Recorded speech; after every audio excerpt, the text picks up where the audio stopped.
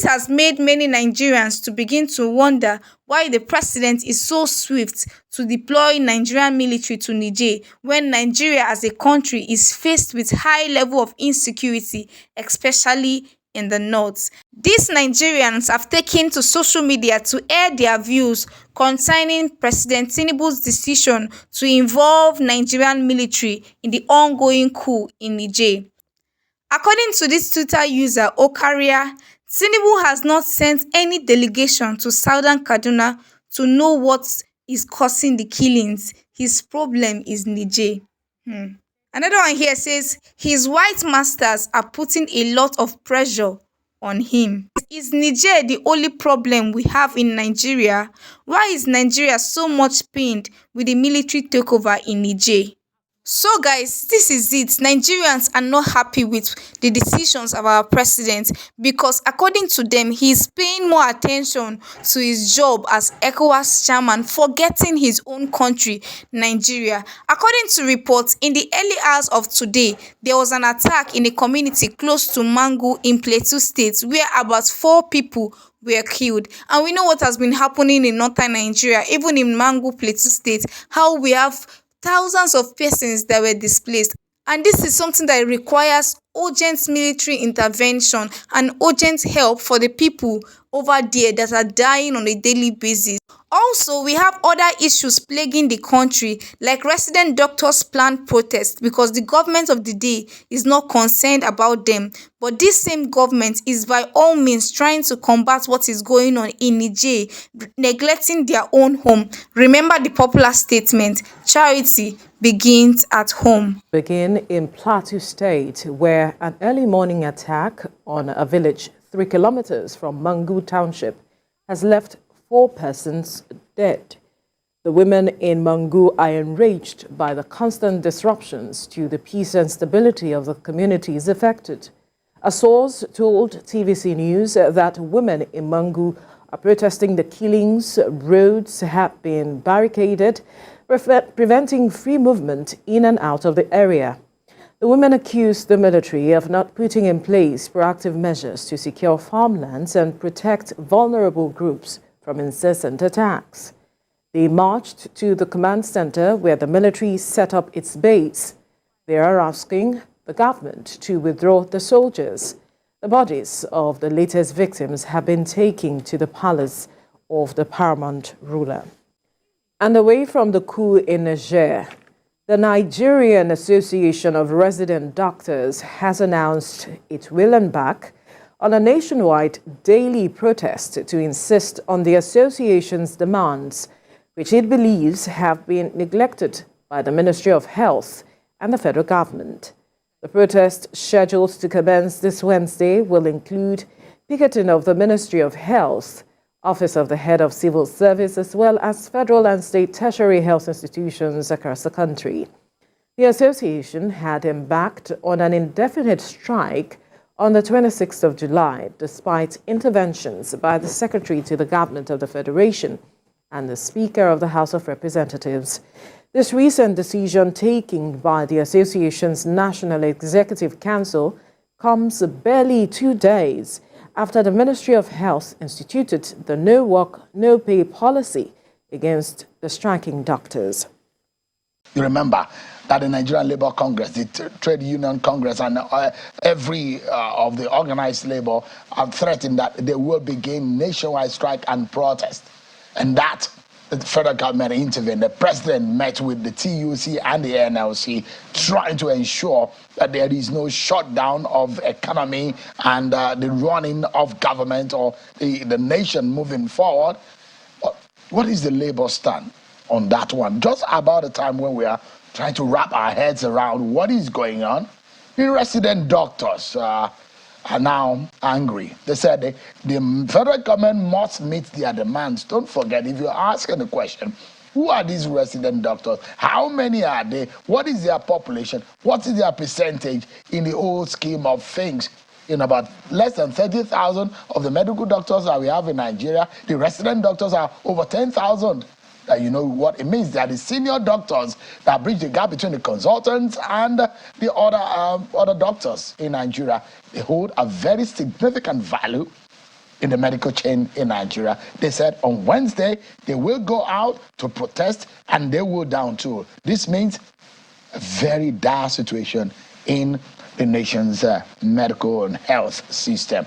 And that's the first business that we need to quickly deal with. And we get to other business. I have some very, very knowledgeable experts and personalities that will deal with the ministerial nominees and the Niger coup situation that is happening and how Nigeria is handling that. Let's quickly speak with the president of the Nigerian Association of Resident Doctors, Dr. Emeka Orji, joins us virtually.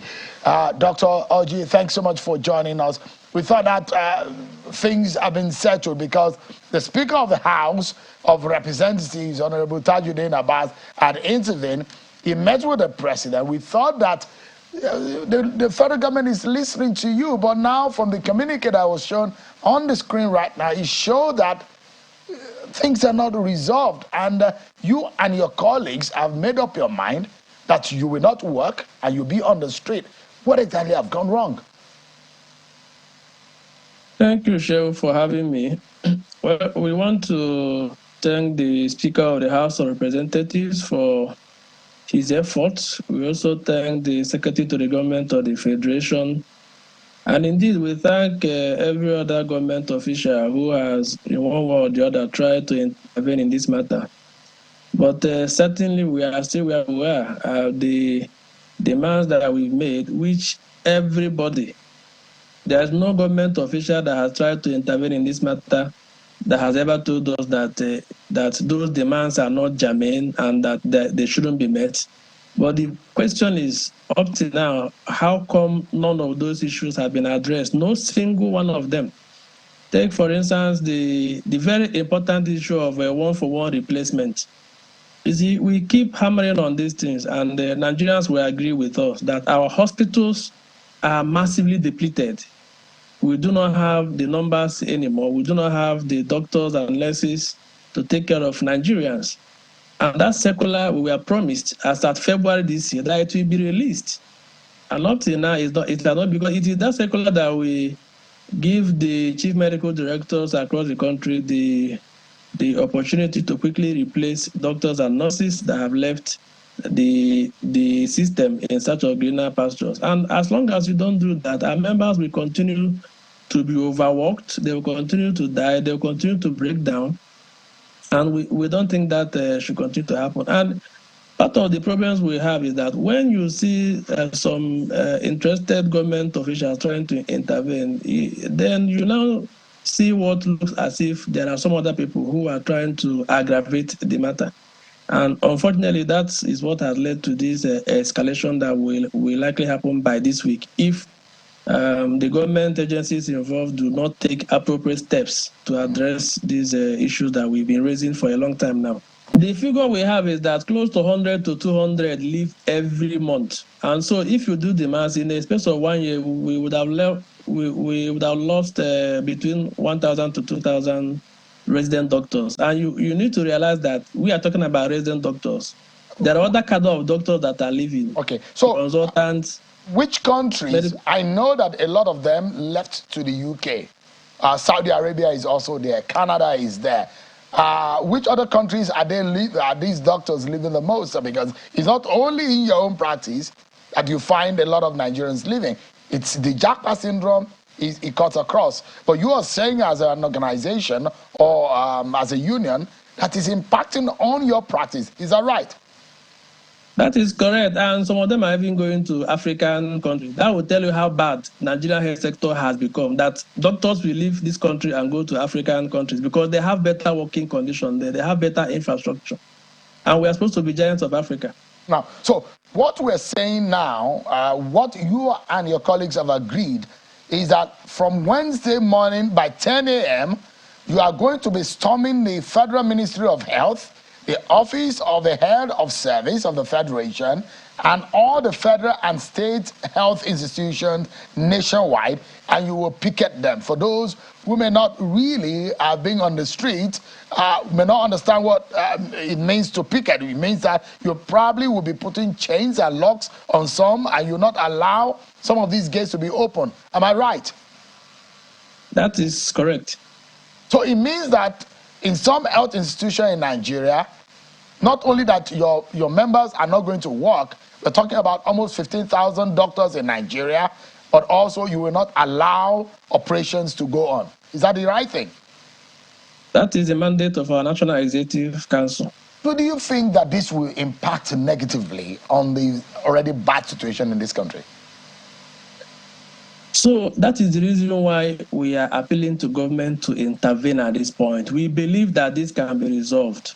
We have done everything we can to resolve this, but our members just feel that the government has not done enough, and they believe that they have capacity to do more. So, and that is why, you see, during the meeting yesterday, we had options, of starting this protest by Monday. But again, in our usual manner, we still shifted it to still give enough time for government to intervene before Wednesday next week, because we simply cannot just be on this total and indefinite strike action. And it looks as if we have been ignored. And patients are just, Nigerians are suffering, our members are suffering too. And so we believe that government should do more to address these challenges. They can resolve these things. I have been saying it in a matter of a day or two. So let them identify the very urgent demands we've made, try to solve them by tomorrow or next, then sit down with us, let us put timelines to other demands we've made. We are patriots, we are reasonable people. We are willing to work, but what our members are saying is that they cannot continue to work in this condition when every week we report deaths of doctors, every week, and that is deaths. We are not talking about those who are breaking down. For God's sake, the fact that our doctor to patient ratio is 1 to 10,000, practically speaking, what do you think is happening? People have left, everybody has left, and people who are left behind, they are breaking down under the weight of enormous work. And then we still have some doctors outside the system who could have been quickly recruited. The fact that they are not being recruited, many of them are leaving too. Okay, so this is an emergency, and we believe that government should see it as such. So guys, this